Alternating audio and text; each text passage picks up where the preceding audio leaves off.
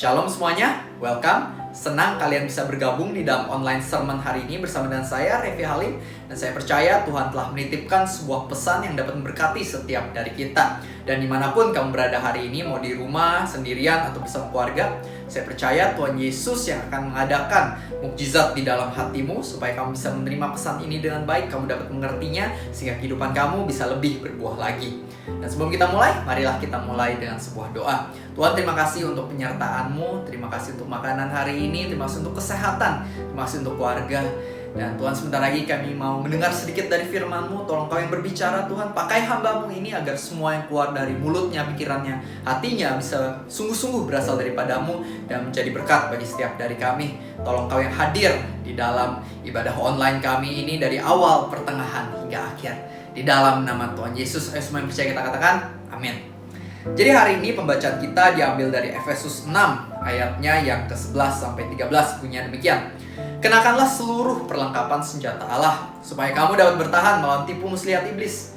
Karena perjuangan kita bukanlah melawan darah dan daging, tetapi melawan pemerintah-pemerintah, melawan penguasa-penguasa, melawan penghulu-penghulu dunia yang gelap ini, melawan roh-roh jahat di udara.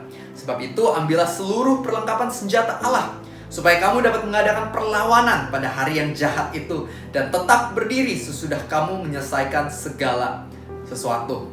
Teman-teman, saya beri judul khotbah saya hari ini, hidup adalah peperangan.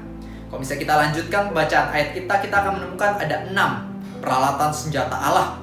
Mungkin kalau misalnya kita baca, contohnya ada ikat pinggang kebenaran, baju ziarah keadilan, kaki yang berkasutkan kerelaan untuk memberitakan Injil, perisai iman, ketopong keselamatan, dan juga pedang roh, yaitu firman Tuhan. Jadi teman-teman, kita diingatkan oleh Tuhan bahwa kita sebenarnya ada di dalam peperangan saat ini. Hidup ini bukanlah sebuah playground, melainkan sebuah battleground. Bukanlah taman bermain, melainkan sebuah medan peperangan. Nah, siapa sih lawan kita? Siapa sih musuh kita di dunia ini? Kalau tadi kita baca ayatnya dikatakan bahwa peperangan kita bukan melawan darah dan daging, bukan melawan manusia, melainkan melawan penghulu-penghulu di udara, melainkan musuh kita yang sungguhnya adalah roh-roh jahat, si iblis. Inilah musuh kita yang sesungguhnya. Meskipun si iblis ini dia tidak terlihat, bukan berarti dia tidak berbahaya. Justru karena dia tidak terlihat, itu yang membuatnya semakin berbahaya, teman-teman. Teman-teman pernah nggak nonton film-film detektif, mungkin seperti Sherlock Holmes atau Scooby-Doo? Saya suka banget film detektif. Dan setiap kali saya nonton, saya menemukan bahwa ternyata musuh yang paling hebat, musuh yang paling jahat adalah dia yang setelah melakukan kejahatan, dia nggak ketangkep, dia nggak ketahuan, dia membuat orang lain yang kelihatannya bersalah. Sehingga para detektif, para polisi yang menangkap, yang ditangkap bukanlah penjahat yang sesungguhnya, melainkan orang yang sesungguhnya tidak bersalah. Dan ini pula yang dilakukan oleh si jahat di dalam kehidupan kita. Dia seringkali membuat kita bertempur melawan orang tua kita sendiri, melawan anak-anak kita sendiri, melawan saudara-saudara kita, bos kita, teman kita, di mana sesungguhnya dialah dalang di balik layar.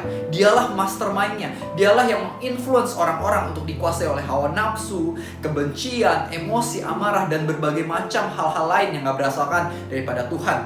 Dialah musuh kita yang sesungguhnya. Dan dia sungguh-sungguh berbahaya. Dia sungguh-sungguh ingin menghancurkan kehidupan kita dan juga hubungan kita dengan sesama. 1 Petrus 5 ayat 8 dikatakan, sadarilah dan berjaga-jagalah, sebab lawanmu si iblis, dia berjalan keliling bagaikan singa yang mengaum-ngaum, mencari orang yang dapat ditelannya.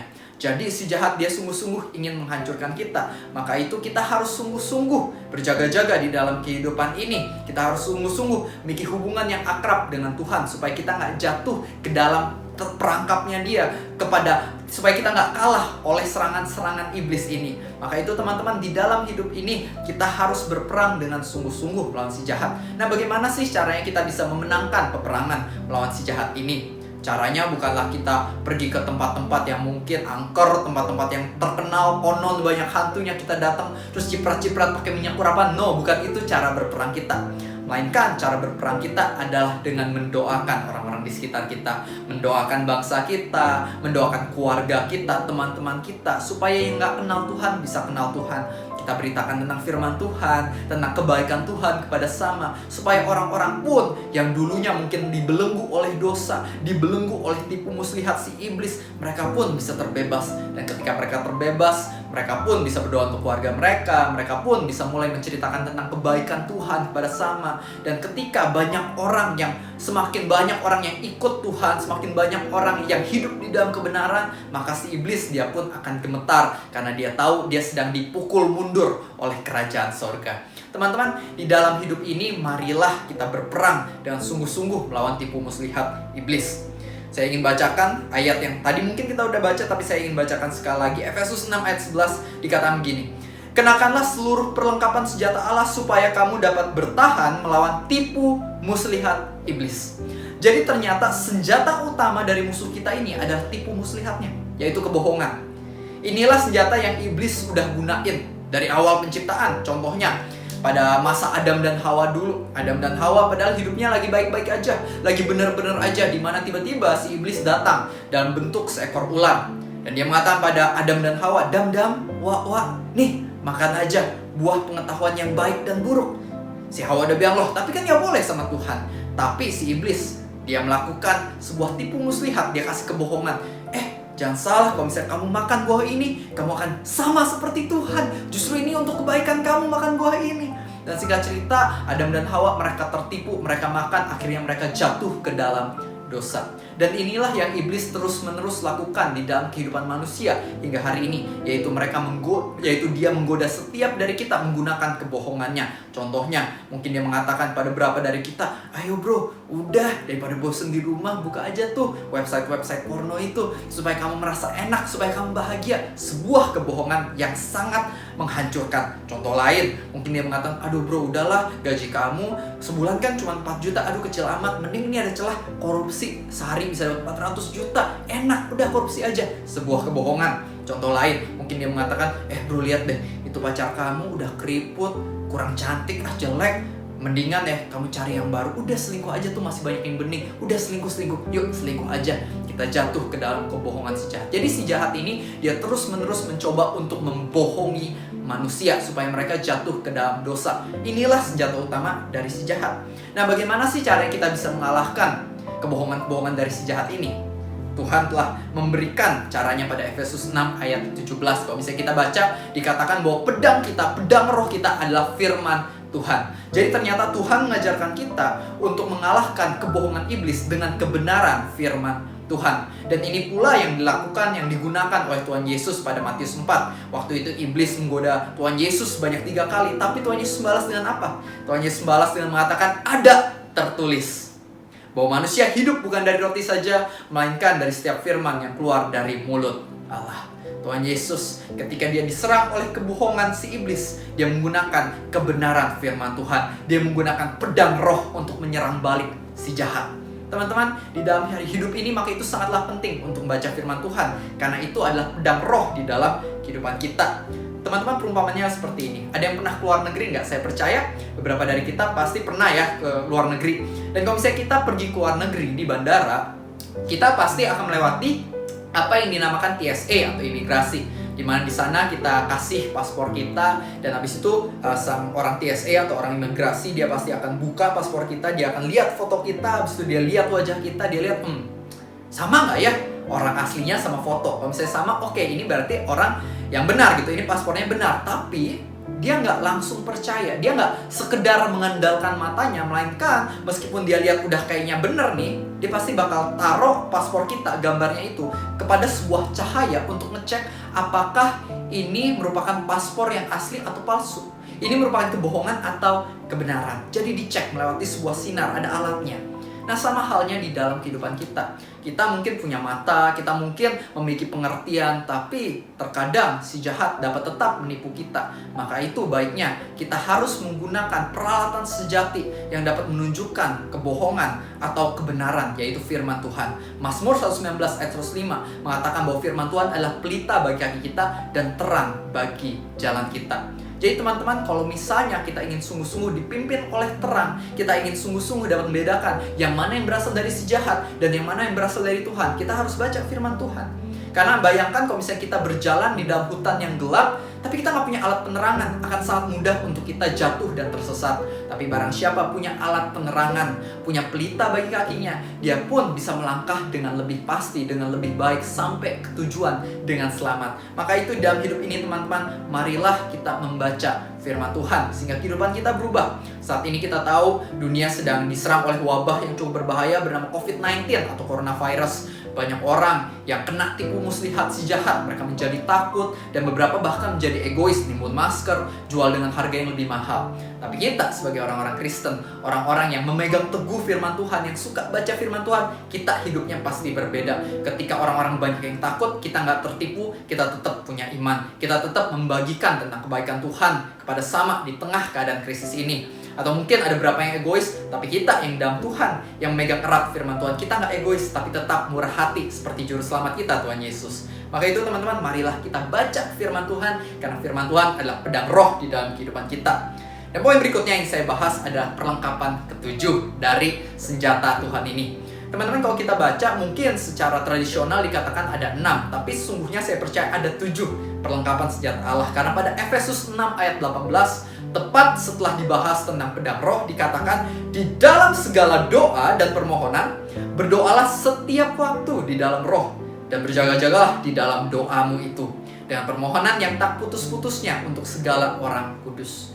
Di sini kita diingatkan bahwa doa adalah sesuatu yang sangat penting. Pada satu ayat ini dikatakan kata doa sampai 3 kali, teman-teman. Artinya Tuhan ingin menegaskan pada setiap dari kita harus memiliki kehidupan doa yang baik. Tuhan Yesus mengatakan bahwa my house will be called a house of prayer. Tuhan Yesus bukan mengatakan bahwa my house will be called a house of preaching atau a house of entertainment, a house of production. No, melainkan Tuhan Yesus mengatakan my house will be called a house of prayer. Rumahku akan disebut sebagai rumah doa. Doa adalah sesuatu yang penting. Kalau percaya, kita tanya murid-murid Tuhan Yesus. Kalau kita baca ayat Alkitab ya, murid-murid Tuhan Yesus, dia nggak pernah bertanya pada Tuhan Yesus, Guru, ajarlah kami bagaimana berjalan di atas air. Nggak pernah. Guru, ajarlah kami bagaimana cara berubah air menjadi anggur. Guru, ajarlah kami untuk membangkitkan orang mati. Nggak pernah juga. Melainkan murid-murid Tuhan Yesus mengatakan pada Tuhan Yesus, Guru, ajarlah kami bagaimana cara berdoa. Dalam kata lain, murid-murid Tuhan Yesus melihat dengan jelas bagaimana Tuhan Yesus itu pelayanannya bisa begitu luar biasa karena dia memiliki kehidupan doa yang baik. Pagi-pagi benar dikatakan oleh Alkitab, Tuhan Yesus dia pergi menyendiri untuk berdoa. Artinya Tuhan Yesus sadar betul bahwa kuasanya, pelayanannya bisa maksimal kalau misalnya dia bisa memiliki hubungan yang erat dengan Allah Bapa. Begitu pula dengan setiap dari kita. Kalau misalnya kita pengen maksimal di dalam hidup ini, dalam pekerjaan, pelayanan, karakter kita, maka milikilah hubungan yang erat dengan Tuhan di dalam hidup ini melalui doa, teman-teman. Maka itu berdoalah pagi, siang, malam. Kalau misalnya berdoa, nggak perlu kayak tutup mata dan harus lipet tangan kok. Kadang kita bisa berdoa juga pas lagi nyetir, kita berdoa dalam hati. Tuhan mendengarkan kita. Barang siapa sungguh-sungguh mencari Tuhan, maka Tuhan akan mendengarkan kita. Dan Tuhan akan menolong kita di dalam kehidupan ini. Milikilah kehidupan doa yang baik. Teman-teman, ilustrasinya adalah seperti ini. Pada tahu nggak ini apa? Ini adalah handphone, benar sekali. Dan handphone ini fiturnya banyak sekali, bukan? Contohnya bisa buat kamera, bisa buat edit video, dengar lagu, main TikTok, main Instagram, stopwatch, flashlight, dan berbagai macam fitur-fitur luar biasa lainnya. Tapi bayangkan kalau misalnya HP ini nggak pernah di-charge. Kira-kira apa yang akan terjadi? Pasti pada akhirnya HP ini akan habis baterainya. Dan ketika habis baterainya, nggak bisa digunakan lagi. Mau fitur-fiturnya bodo amat, mau sebagus apapun, ada 1000 fitur, tapi kalau misalnya baterainya habis, nggak akan berguna lagi. Nah, sama halnya di dalam kehidupan kita. Setiap dari kita diciptakan oleh Tuhan dengan potensi yang luar biasa. Tapi kalau misalnya kita nggak pernah memiliki hubungan yang erat, nggak pernah di-charge anggapannya kepada sumber energi yang sesungguhnya, yaitu Tuhan, Sang Pencipta kita, maka pada akhirnya kita nggak akan bisa sampai kepada potensi maksimal kita. Kita hanya akan dikuasai oleh ketakutan dan kekhawatiran. Kita hanya akan tertipu oleh tipu muslihat si jahat. Maka itu, di dalam hidup ini kita harus terkoneksi sama Tuhan. Kita harus recharge kembali. Dan sebagai penutup, saya ingin menyampaikan sebuah kisah yang saya sangat suka pada tahun 1940-an. Pada tahun 1940-an di Eropa ada seorang profesor teologi yang cukup terkenal bernama Profesor Orr. Dan profesor ini dia ingin mengadakan sebuah karya wisata bagi para mahasiswanya. Jadi waktu itu dia mau pergi ke rumah dari John Wesley. Mungkin beberapa dari kalian tahu, John Wesley ini adalah seorang tokoh reformasi yang sangat terkenal. Kalau kita lihat sejarah, kita akan melihat bagaimana revival terjadi oleh karena pelayanannya. Bagaimana pelayanannya telah membuat banyak orang bertobat, banyak orang mengenal Yesus lebih lagi. Dan singkat cerita, dia membawa para mahasiswanya ini ke rumah John Wesley. Jadi dia bersama dengan para mahasiswa ini, mereka melihat dapur dari rumahnya John Wesley, mereka melihat library-nya, mereka melihat tempat kerjanya, ruang belajarnya, di mana buku-buku yang pernah dibaca oleh John Wesley. Dan singkat cerita, mereka sampai ke ruangan yang terpenting dari rumah tersebut, yaitu kamar dari John Wesley sendiri. Dan di sana mereka menemukan di sebelah ranjang ada sebuah bantalan kecil di lantai, di mana ada 2 cekungan pada bantal tersebut. Dan sang profesor menjelaskan bahwa 2 cekungan ini terbentuk oleh karena lutut dari John Wesley. Ini adalah tempat di mana John Wesley seringkali berlutut untuk berdoa kepada Tuhan, meminta supaya revival bisa terjadi di gereja-gerejanya Tuhan. Dan setelah sang profesor menceritakan segalanya yang perlu diketahui oleh para mahasiswanya, mereka pun kembali ke bus, bersiap-siap untuk melanjutkan perjalanan mereka. Tapi di tengah bus mereka tersebut, sebelum mereka jalan, sang profesor dia mulai menghitung mahasiswanya. Dan ketika dia menghitung, dia bingung karena ada 1 mahasiswa yang belum hadir di dalam bus tersebut. Jadi dia keluar dari dalam bus, dia masuk kembali ke rumah dari John Wesley, dan dia ngecekin satu persatu ruangannya, dapurnya, ruang belajarnya, ruang pekerjanya, hingga akhirnya dia sampai ke ruangan kamar dari John Wesley. Dan di sana dia menemukan salah satu mahasiswanya ini sedang berlutut di tempat di mana John Wesley biasa berdoa. Dia sedang berlutut dan dia sedang mengangkat tangannya lebar-lebar dan sangat tinggi, dan dia sedang berdoa. Dia mengatakan, "Tuhan, lakukanlah revival sekali lagi, dan lakukanlah itu mulai dari dalam diriku." Sang profesor tersenyum, dia meletakkan tangannya pada pundak mahasiswanya tersebut, dan dia mengatakan, "Yuk, kita berangkat. Semuanya udah nungguin nih, kita mau lanjutin ke tempat yang berikutnya." Dan singkat cerita, Billy Graham bangkit dari tempat itu, dan dia melanjutkan karya wisata bersama teman-temannya. Teman-teman, setiap dari kita saya percaya tahu siapa itu Billy Graham. Billy Graham mungkin bisa dibilang salah satu penginjil yang paling terkenal di dalam sejarah kekristenan. Seorang penginjil yang luar biasa. Revival terjadi, puluhan ribu orang bisa bertobat ketika dia berbicara. Dan ternyata itu semua terjadi karena dia sungguh-sungguh melekat di dalam kehidupan doa yang baik.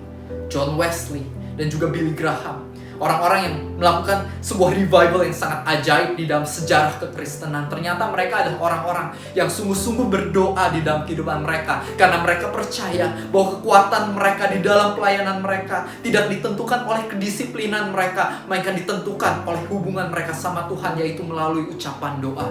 Teman-teman, hari ini pesan saya sangatlah sederhana. Jika di dalam hidup ini kamu ingin mampu mengalahkan tipu muslihat si jahat, dan bukan hanya mengalahkan kebohongan si jahat, melainkan kamu mukul dia mundur, maka kuncinya adalah kamu harus memiliki kehidupan doa yang baik. Milikilah hubungan yang akrab sama Tuhan. Ketika kebenaran masuk ke dalam hatimu karena pembacaan firman dan juga doa, maka kamu pun akan menjadi seorang pelayan yang luar biasa. Tuhan akan mampu menggunakan kamu untuk melakukan hal-hal ajaib, hal-hal yang lebih besar dari yang pernah kamu bayangkan sebelumnya.